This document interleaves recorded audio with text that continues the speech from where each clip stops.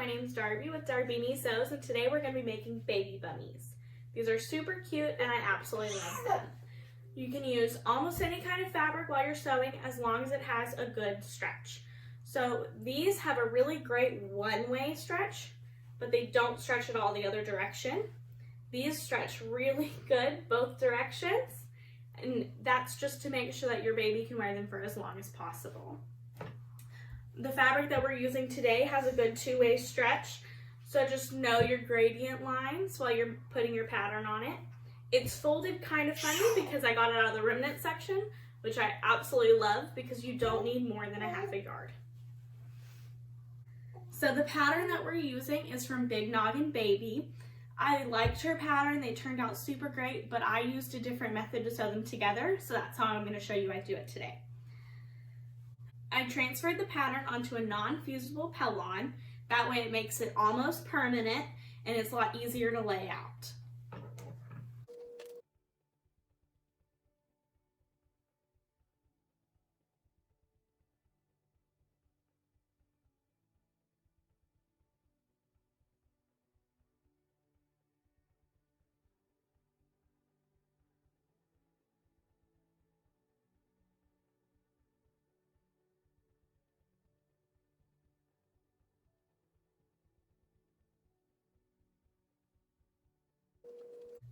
So now that I have everything all cut out, I'm going to take my handy little snippers, and so this is the front piece. I'm just going to put one snip right here in the middle, centered, so that way I know it's the front. And it's not a crazy big snip, it's just enough to be able to know where the center of the front is when I'm trying to put on the waistband. It helps a lot. And on the back side, I'm going to put two. That way I know this is the back piece. Just a little snip. And now there's two little marks. And for the waistband, I'm going to fold him in half. And I'm just going to do a little snip. So that's where the center is. And then the same thing with the cuffs. I do need to fold these in half.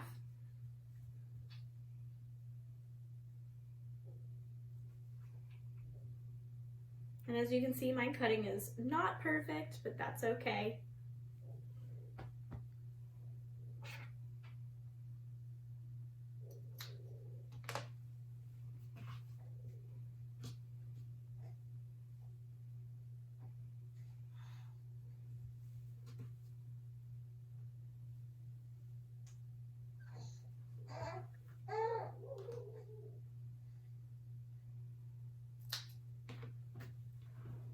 Okay, so now that we've marked the center of the band, I like to open it all the way up, fold it in half, and this snip is going to go on the right hip.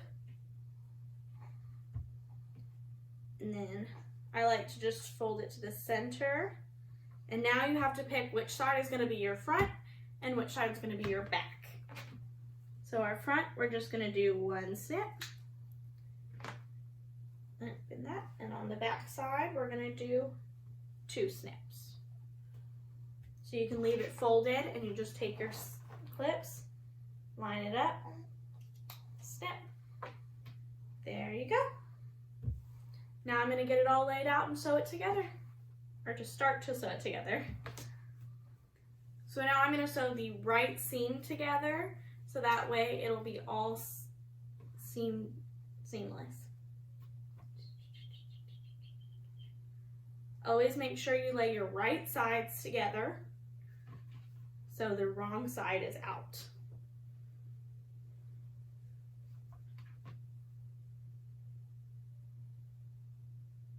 Just hold them as if you're wearing them. It helps just a little bit for your dyslexic brain like me. So now I'm going to serge the right sides together on a baby lock serger, but you can also use a zigzag stitch or a stretch stitch, which goes forward twice and then zigs, then forward twice. Do not sew on a straight stitch. Your baby will put it on and they will instantly pop. So just make sure that your needles are down. I like to really make sure that it's all the way on first. And then I'm just gonna start my seam.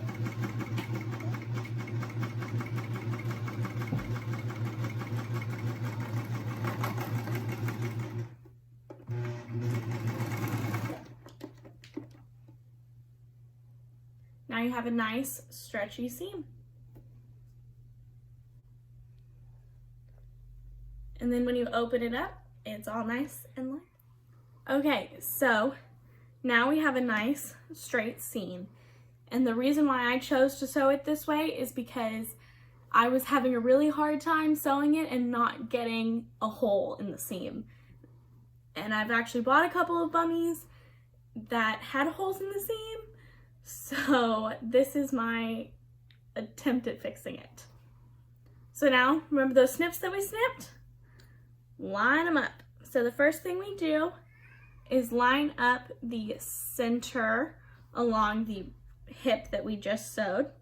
So that seam, so we pin it down and then pin horizontally where the presser foot won't get it. Then we do the end.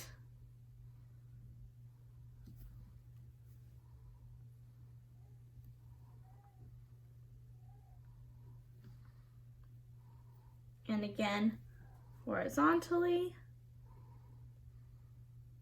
Try not to stab yourself. I always seem to.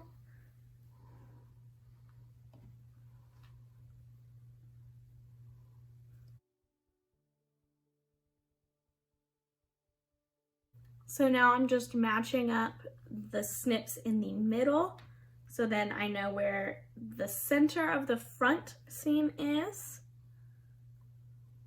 And it gets the same thing. You're gonna end up doing it all the way around the bottom and pinning as many pins as you need. I need a whole bunch.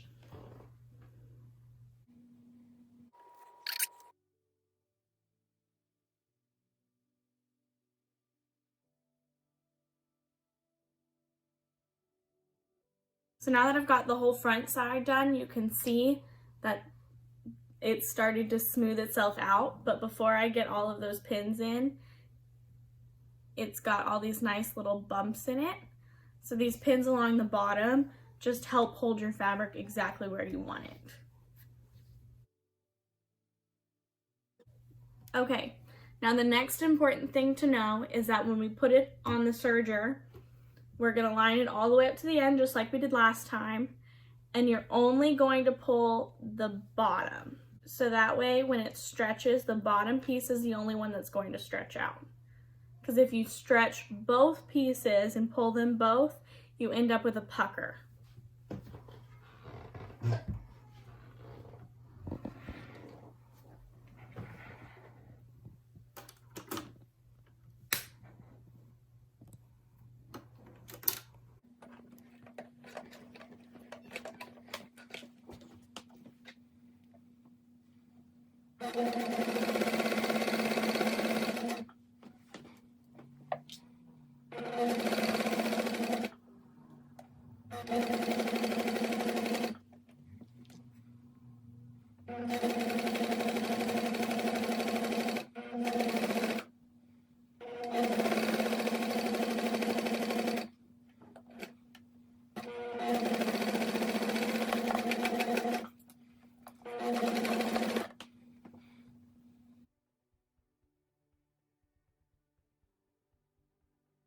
So this is where you see that all of those pins came in handy as you flip it over, and voila, no holes.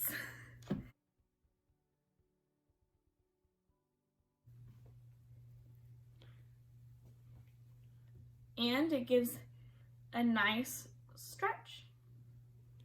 Okay, so the next thing that you're gonna do is you're gonna sew in the leg cuff on the seam that's already sewn together. And it seems like every single time you end up with this nice little point. It happens. No big deal. You're just gonna take a pair of scissors and, if I can hold it, chop it off. Just try to smooth out the line though. Don't give yourself a whole lot of extra work to do. There we go. Take your leg cuff. Make sure you've got the center all lined up. You're gonna do the same thing that you just did with the waistband on your leg cuff. So you're gonna put a ton of pins in it.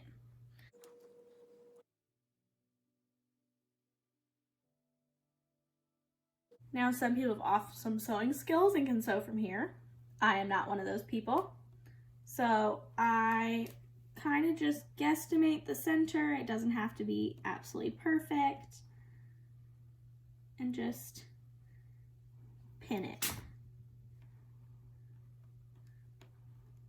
These legs are gonna have a lot more pins than the waistband did because it's such a hard curve. Because even now you can see it has a lot of extra bumps.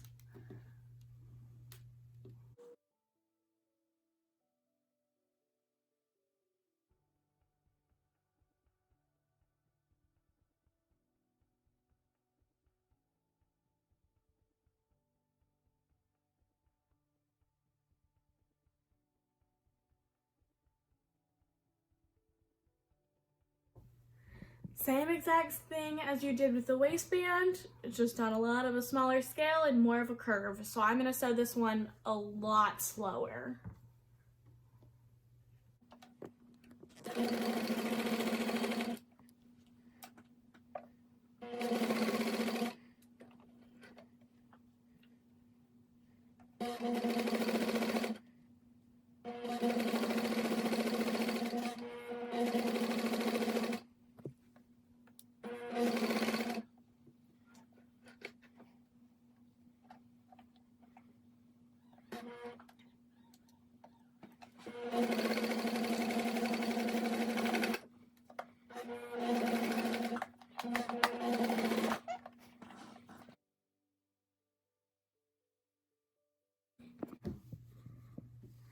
And I did make a little mistake on this one, and I accidentally pulled too much of the top piece and it caused a little bit of a pucker. It happens, even to the best of us. I am not that person, but no holes. Still you ended up with absolutely no holes. So now we're going to take it wrong sides together. We're going to take it right sides together. Make sure that you always sew from top to bottom. So from hip to inseam.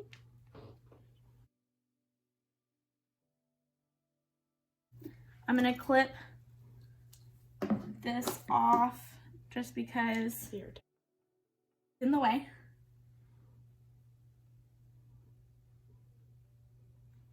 Okay, line it up the best that you can.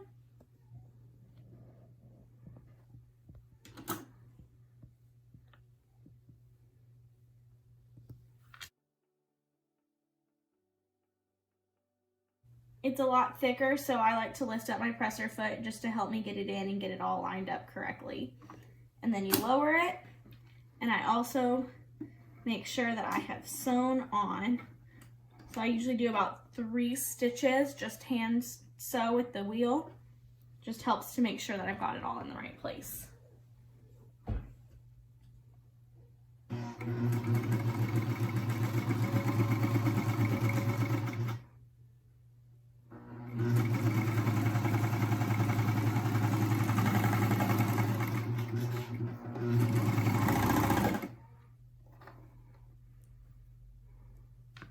And there's our nice stretchy seam. Turn it inside out. No holes. I'll show you what we're gonna do with this at the end. But make sure you leave it nice and long. It's super helpful when it's nice and long. Now, we're gonna do the exact same thing that we did with the other leg cuff. So I'm gonna start by cutting off this nice little point. Scissors. You always think your scissors are sharp until you try to cut.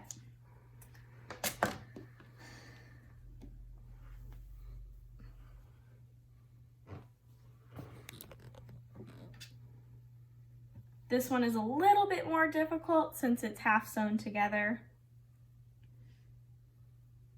Line up that center point. Pin it. Pin it.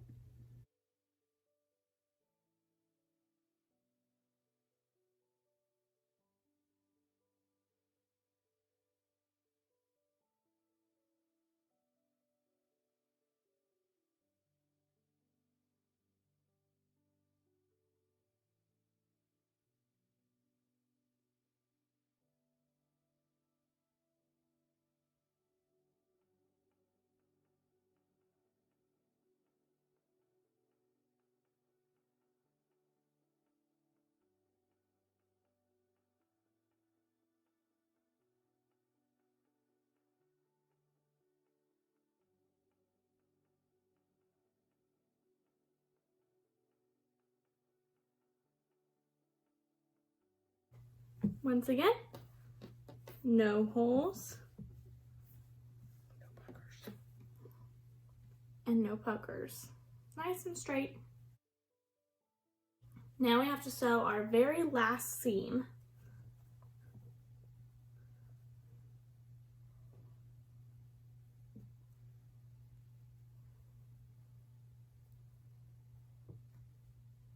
Once again, I'm just gonna snip these guys off because they're just in the way, and we're about to sew right over them.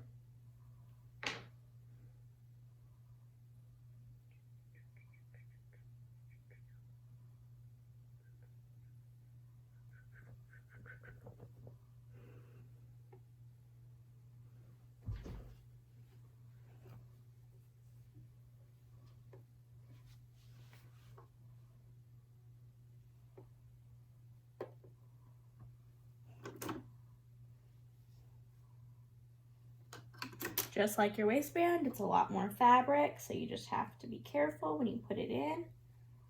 Make sure everything's laying as flat as you possibly can. Don't stretch it, and start to get 1, 2, and 3. Always start with your needles down. Line it up as best as you can.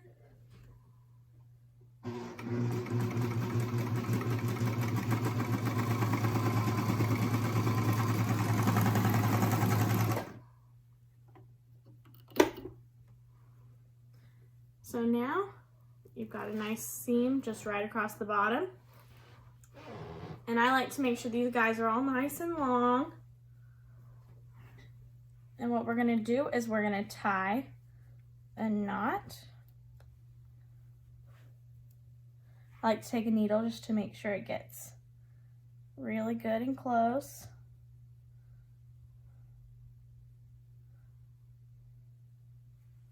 It's a lot easier to get it nice and close when you have a little needle in there. Take fray check. And just put a little dot on him. That way they don't come untied. You can also thread it back through, or if you have another method for tying it off, some people put it on a regular sewing machine and sew over it to make sure it doesn't come off. This was just the easiest way and the way that I prefer to do it because it's really easy to just tie a knot and put a little drop.